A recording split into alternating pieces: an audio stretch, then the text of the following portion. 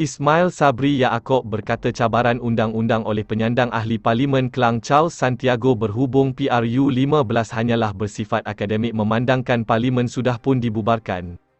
Dalam afidavit yang difailkan Mahkamah Tinggi Kuala Lumpur semalam, Perdana Menteri sementara itu mendakwa Yang di-Pertuan Agong juga telah menitahkan agar PRU 15 diadakan sebelum musim tengkujuh ini. Afidavit Ismail Sabri dan kerajaan itu difailkan bagi menyokong permohonan pembatalan tindakan Undang-Undang Charles yang memohon perintah mahkamah agar PRU tidak diadakan tahun ini.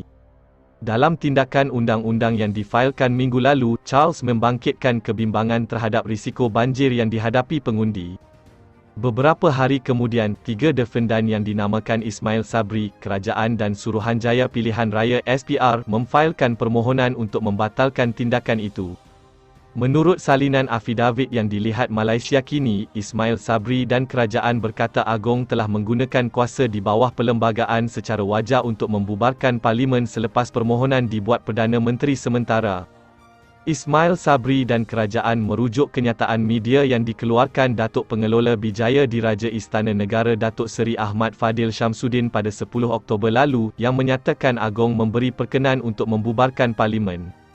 Agong laksana kuasa prerogatif. Apabila meneliti kenyataan media tersebut, saya juga mendapati bahawa Agong telah menjalankan kuasa prerogatifnya di bawah Perkara 55(2) Perlembagaan Persekutuan secara bijaksana dengan menzahirkan harapan bahawa PRU 15 perlu diadakan dalam tempoh terdekat sebelum monsun Timur Laut yang diramal bermula pada pertengahan November 2022.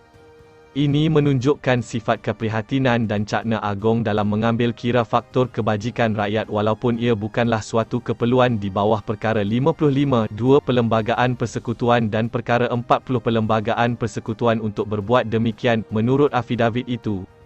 Dakwaan tak relevan. Dalam afidavit itu, Ismail Sabri dan Kerajaan juga mendakwa Mahkamah tiada kuasa untuk mendengar tindakan undang-undang itu kerana kuasa Agong untuk membubarkan Parlimen bukanlah perkara yang boleh dicabar di mahkamah.